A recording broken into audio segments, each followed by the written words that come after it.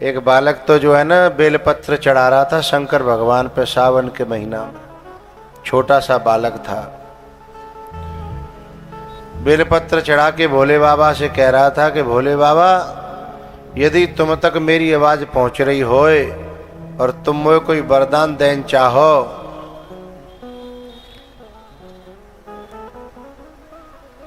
आगे बैठ के बातें नहीं करते हैं, जो कोई नई आ गई जिन्हें पता होना है।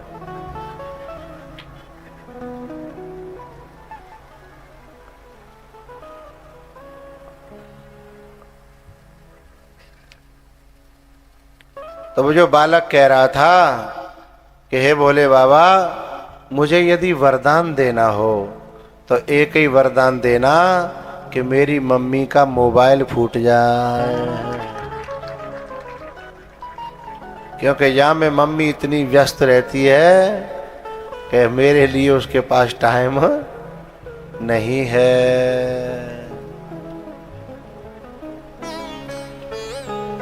भैया भगवान के कौंदनी बंधी है, ठुमुक ठुमुक जा रहे हैं, नंग धड़ंगे हैं, और कौंदनी में एक टुनटुनिया और बंधी है। पहले माताएं बांधती थी, वह टुनटुनिया को इसलिए बांधती थी हैं कि जाते बाकी आवाज ते मालूम पड़ जाए कि तकू गयो है। तो जैसे वो गोपी जो है गोबर की हेल भर के ज्यादा और द्वार पे बैठी कि लाला आयरो होगो, लाला आयरो होगो, और जैसे ही भगवान आए माने आवाज लगाई, ए लाला मैं गोपी। बोले का बात है? बोले मैंने गोबर की हेल ज्यादा भर दी है, ने कमोए सहारो दे जा। भगवान बोले मैंने कहते ठेकेदारी ले ली है, कहते हैं मोते पूछ के भरी का। लेकिन गोपी ने कहा कि तेरे जितने भक्त हैं वो तुमसे पूछ के तो नहीं करते, पर तुम्हारे भरोसे पे करते हैं।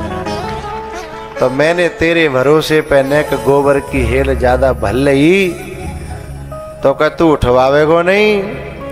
तब फिर भगवान ने कहा जब मेरे पे कोई इतना भरोसा करता हो तो फिर मुझे उसका भरोसा तोड़ना नहीं चाहिए। पर गोपी बोले फ्री में मैं कोई काम नहीं करता हूं। बोले फ्री में मैं भी नहीं करवा रही, ये समझ ले तू उठवावेगो गोबर की हेल और मैं दूंगी तुझे आज को ताजो ताजो माखन को लोना। भगवान बोले सौदा तो ठीक है, कोई घाटो जामे नहीं है। भगवान ने हेल उठवाई और पटक के आ गई और दोबारा फिर भरवे लग गई। भगवान बोले अब मेरा हिसाब किताब कर दे, फिर तू जो करना होता है करती रहियो, मेरा तो हिसाब किताब कर। बोले लाला यदि एक हेल पटक के मैं घर गई तो मेरी सास इतना मारेगी मोए हैं कि फिर मैं चलवे फिरवे लायक नहीं रहूंगी, इसलिए मुझे तो पूरा गोबर पटक के जाना पड़ेगा। भगवान बोले जी कौन सा तरीका है कि माखन को लौना देगी एक और गोबर डरवावेगी पूरे हैं? तो बोले एक काम कर ले, जितनी गोबर की हेल और उतने ही माखन के लौना। भगवान ने खोपड़ी खोजाई, बोले जो घाटे को सौदा तो ना है। बोले तो ठीक है। अब वो गोबर उठवाने लगे। अब गोपी को जो मन है वो जिम प्रति लाभ लोभ अधिकाई है। बाको मन कहने लगे कि दर्शन तो है गए पर कैसे करके छीवे को मौका और मिल जाए हैं।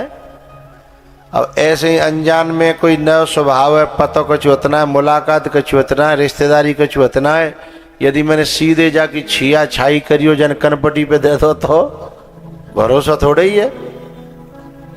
उसने बहाना ढूंढा, उसने कहा लाला एक गड़बड़ी है गई, हिसाब किताब कैसे होगा, न तो तू पढ़े हो और न मैं पढ़ी।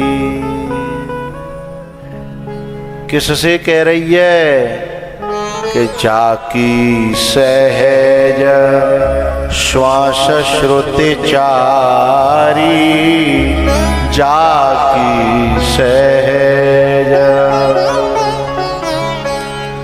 जिसकी सांसों में वेद है, ऋचाएं हैं, उपनिषद है, जिसकी सांसों में, जिसका वाहन गरुड़ जब चलता है तो वेदों की ऋचाएं पंखों की उस हवा से, ध्वनि से निकलती हैं। उसको कह रही है गोपी, न तो तू पढ़ो और न मैं पढ़ी। भगवान बोले सही कह रही है गोपी, न तो मैं पढ़ो और न तू पढ़ी। तो बोले हिसाब किताब कैसे होगा? बोले एक तरीका है। बोले जितनी गोबर की हेल तू उठवावेगो उतनी गोबर की बिंदी में ते मुँह पे लगाए दूंगी, फिर कहूँ पढ़े लिखे पे गिनवाए लेंगे। अब ये छीवे को बहुत बढ़िया तरीका प्राप्त है गो। अब वो गोबर उठवाते जाए, वो बिंदी लगाती जाए, पूरा मोहड़ो गोबर की बिंदी ते भरेगो। इधर गोबर पूरा घूरे पे पहुँच गो। अब फेंक के कतन आए, छवर आए, डली आए और टकटकी लगा के भगवान के दर्शन करने लगी। भगवान बोले गोपी ऐसे घूर घूर के क्यों देख रही है? हमारी मैया कहती है कोई घूर के देखता है तो नजर लग जाती है, ऐसे मत देखे हैं। तो गोपी कहती है लाला मैं करूं क्या, तू इतनो मलूक लगे रोए, इतनो सुंदर लगे रोए कि मन हट ही नहीं रहा देखते देखते। तो मैं क्या करूं, जा में मेरी क्या गलती है? बोले अच्छा मैं इतना मलूक लग रहा हूं? बोले हाँ। तो बोले तू नेक रुक जाई, मैं गयो और अभी अपनी मैया दिखाया हूं, मैया मेरी बड़ी खुश होगी जब मैं सुंदर देखेगी तो। है भैया भगवान जो गोपी को वहीं छोड़ गए और सीधे मैया के पास, मैया ए मैया। और जसोदा निकल के आई, देखा तो पूरे थूतरी पे गोबर ही गोबर पत्थर हो।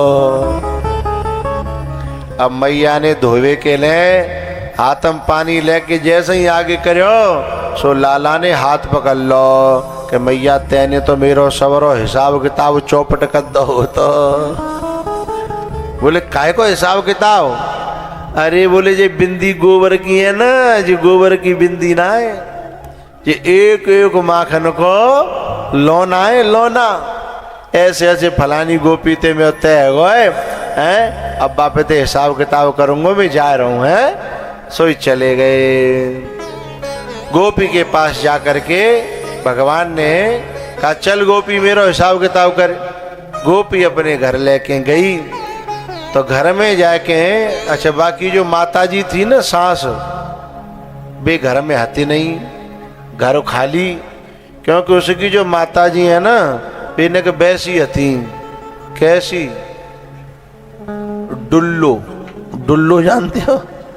हैं जो पूरे गांव में जब तक एक आध चक्कर नहीं काट दे हैं तब तक बाको मनो भरे नहीं, कहते रोटी न पचे हैं जब तक पूरे घर गांव में। और गांव में केवल वैसे ही थोड़ी डुलते हैं वे डुल्लो है, न्याते इकट्ठी कर ली, माँ पहुंचा दी बात और माते इकट्ठी कर लाई। यदि गांव में प्रचार करानो हो तो काऊ तो मत गाओ, न पंपलेट छपवाओ, न बैनर है। अब ये कथा जिनने कराई का जिन बैनर छपवाए हैं, एक तो मैंने महादेव को बड़ा लंबा चौड़ा जा ये सड़क जात का तेरा बम्मा पे निकलते भाई कोठरिया सी बनी है, वहाँ कोठरिया के पूरी दीवार पे बैनर लगे बड़ा वारो है ना। तो जिन्हें बड़ी बड़ी बैनर लगवाए होंगे, पोस्टर छपवाए होंगे हैं, और भी रिक्शा फिक्सा घुमवाए होंगे प्रचार करवे के लिए। लेकिन ऐसी दो चार माता हो गाँव में भेज दो हैं, फिर पैसा खर्च करवे की जरूरत नहीं है, है?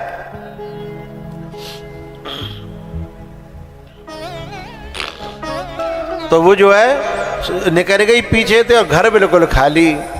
तो जा गोपी ने सोची जी मौका बढ़िया है, सो कुंदी लगाए ली। भगवान बोले कुंदी काई को लगाए रही है? तो गोपी कहती है हिसाब किताब में कोई चूक नहीं है जाए, हैं? आंगन में ला करके और गोपी कहती है लाला तेने मेरो माखन तेने मेरी गोबर उठवायो, बड़ी कृपा करी, मैं तेरा हिसाब किताब तो करूंगी पर एक प्रार्थना है। बोले का? मैंने सुनी है तू नाचा तो बहुत अच्छा है। भगवान बोले मैं चाहे नाचूं चाहे कूदूं चाहे रोऊं तो का करनो, तेरो मैंने काम कर दो, मेरो तू हिसाब किताब कर दे। अच्छा? बोले नहीं, मैं तो तभी हिसाब किताब करूंगी क्योंकि मुझे तो आज मौका मिले है, फिर कबू बाद में मिले न मिले, इसलिए मुझे तो पूरा आज ही दर्शन दे जा। भगवान बोले जे तो बेईमानी गोपी, जे तो तय भई नहीं हती है, जैसे तू कह रही का है ऐसे तय नहीं भई हती बात। तो बोले मैं तो तेरा हिसाब किताब तभी करूंगी चाहे तू माने। भगवान ने सोची कि सवेरे को तक को पूरा मेहनतानो जा रहा है तो लाओ नाची दे। भगवान को नचाया खूब, नचाने के बाद भगवान थक के बोले अब तू चाहे हिसाब किताब करे और चाहे मत करे, हम तो अब जा रहे। बोली ना लाला मैं इतनी बेईमान तो रही हूँ, हैं? अब मैं तो अभी माखन ला रही हूँ। अब वो भीतर गई तो भीतर गड़बड़ है गई, सोमवार को देना हो, समझ गई? तो सोमवार के दिन हमारे यहाँ माताएं पूरे घी को माखन को गरम करके घी बना देती है। अब माखन मिलियो नहीं और सवेरे तो कोई तय करके आयो हो और फिर मुँह पे हैं, कितनी बुरी शर्म लगेगी। तो आए के हाथ जोड़ के बोली क्षमा करना। भगवान बोले पेमेंट के समय पे क्षमा फमा नहीं होगी, हैं? अब भगवान लाल पीरी आंखें करने लगे। गोपी बोली लाला लाल कर चाहे पीरी कर, माखन में से घी तो बन जाता है पर घी में से माखन नहीं बनता। मेरी माता जी पूरे माखन को गरम करके घी बनाई गई हैं। अच्छा, ये जो घी जो मैं कह रहा हूं तो लाइव टेलीकास्ट चल रहा है इसलिए घी कहना पड़ रहा है।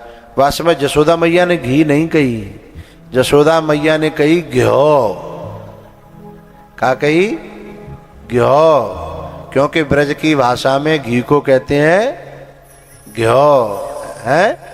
तो क्योंकि लाइव टेलीकास्ट चलता सबको समझ में नहीं आएगा इसलिए मुझे कहना पड़ता है। तो मैया ने गोपी ने क्षमा मांगी पर एक बात कही कि सुन लाला हमारे यहाँ को मठा बहुत गाढ़ो है, तेरे यहाँ की दही इतनी गाढ़ी नहीं होगी जितना हमारे यहाँ को मठा। इतनो गाढ़ो है कि हमारे यहाँ जो मिट्टी की हड़िया में दूध गर्म होता है बरोसी में सवेरे से लेकर दोपहर तक लाल पड़ जाता है और बाग के ऊपर मोटी मोटी मलैया पड़ जाती है, और वो जमाया जाता है। हम बर्तन को धो करके भी उस पानी को दूध में नहीं डालते हैं, हम तो बिल्कुल निपनिया दूध को जमाते हैं और फिर जो है सवेरे उसका माखन निकालते हैं। उसमें से माखन निकल जाने के बाद में भी न जाने कितनों माखन तो मठा में भी रह जाता है हमारे यहाँ।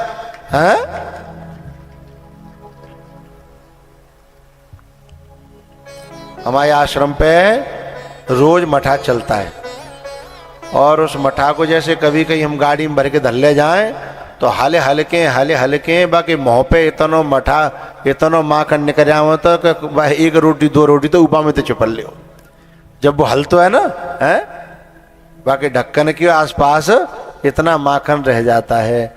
अच्छा, पहले जो माता बहनी थी ना, अब तो जो माता बहने जन का बाजारन ते ला के लगावते होटन पे, पहले जरूरत ही नहीं पड़ती। क्यों नहीं जरूरत पड़ती? क्योंकि होठ फटता ही नहीं है, इतना माखन तो वैसे ही होटल पे लगे जाते हैं जितने जे क्रीमन ने है। हाथन में माखन लगता था, मुंह पे लग जाता था। जब सवेरे माखन निकालेंगे तो जहाँ छुड़ाएंगे तो क्या करेंगे, कचुनिया लगाएंगे, कचुनियों करके न्यों लगाएंगे है, तो पूरे मुंह पे पहले कुछ लगाने की जरूरत नहीं पड़ती थी। तो बाने कही कि मेरे यहाँ को जो छाछ है ना मठा, वो इतना गाढ़ो और इतना मीठो है कि हर एक के यहाँ की तो दही नहीं होगी। अब भगवान ने सोची माखन तो हाथ से गयो, अब बोनी बट्टे पे जो कुछ मिल जाए सोई ले लेनो चाहिए। तो वह गोपी ने फिर मठा लाई और इतना गाढ़ो और इतना मीठो कि भगवान को याद आ गई त्रेता युग की। कब की? त्रेता युग की। खुद गा लोगे? त्रेता युग की। हमारा गला काम नहीं कर रहा। त्रेता युग में या तो भीलनी के बेरों में वो स्वाद आया, या फिर या गोपी के मठा में वो स्वाद आया। इतना प्रेम था, इतना भाव था, इतना स्नेह था। फिर भगवान कह रहे हैं कि नेक और पिवाए दे, नेक और पिवाए दे, नेक और पिवाए दे। हो तनिक पिलाए देरी गुजरिया,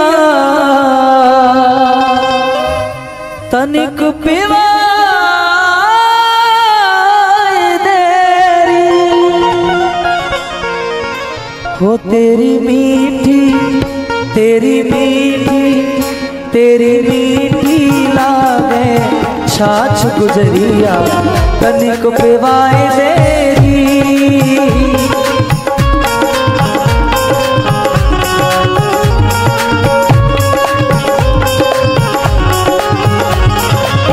तनिक पिवाए देरी गुजरिया, तनिक पिवाए देरी,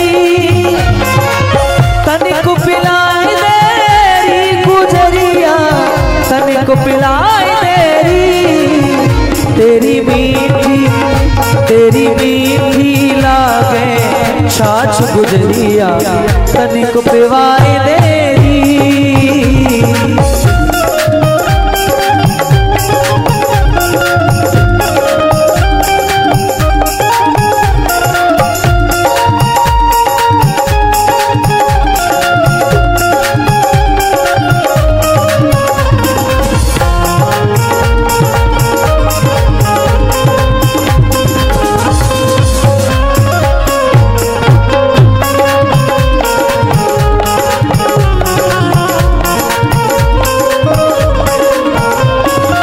बहुत दिना प्यासो रसिया तेरी छाछ को,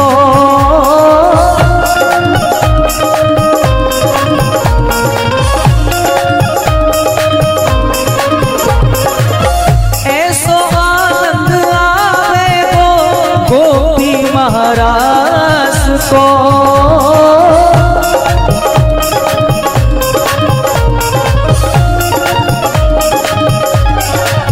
ओ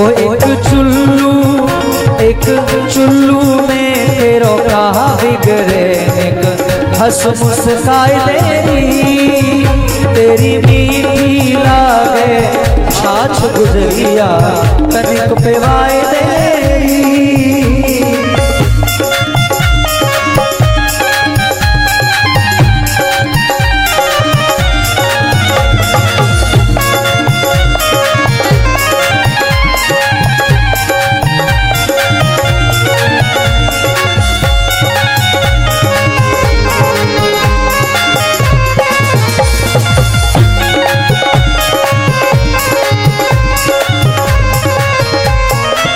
जोरू हाथ पड़ू तेरे पैया, क्यों तरसावेरी हो।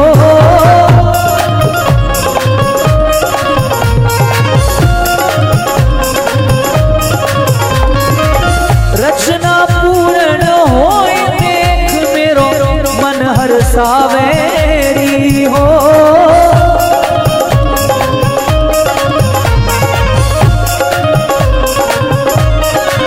हो तेरी लहू बलैया चाहे मुँह पे तू नाच न जाए लेरी। तेरी मीठी लागे छाछ गुजरिया तनिक पेराए देरी।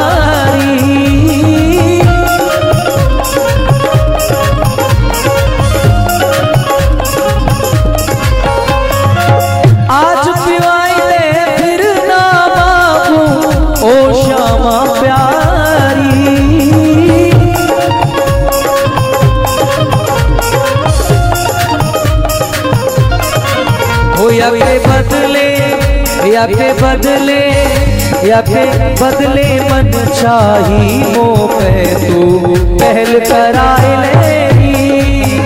तेरी मीठी लागे छाछ गुजरिया तनिक पिवाए देरी। तनिक पिवाए देरी गुजरिया तनिक पिवाए देरी। तेरी मीठी तेरी तनिक पे तेरी मीठी लागे छाछ गुजरिया तनिक पिवाए देरी। तेरी मीठी लागे छाछ गुजरिया तनिक पिवाए देरी। तनिक पिवाए देरी गुजरिया तनिक पिवाए देरी। हो तेरी मीठी लागे छाछ गुजरिया तनिक पिवाए देरी। तेरी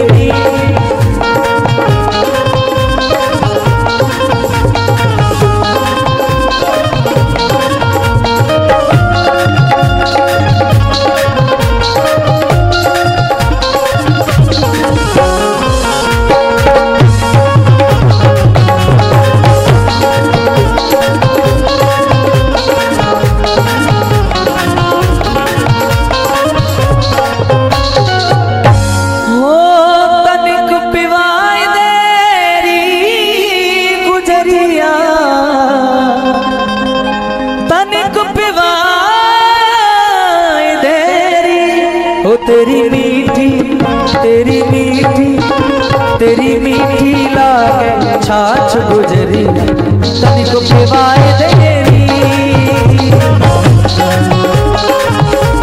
हरि बोल।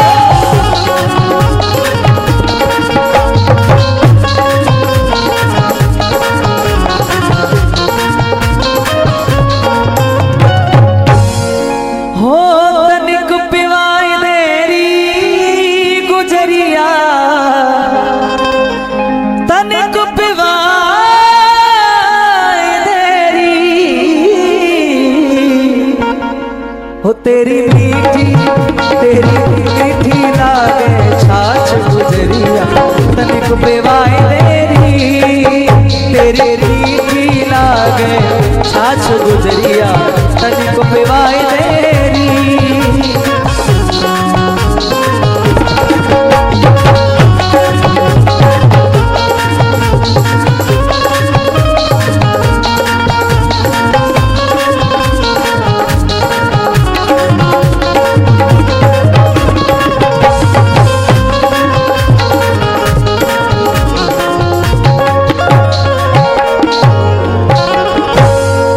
तेरी मीठी लागे छाछ गुजरिया तनिक पिवाए देरी।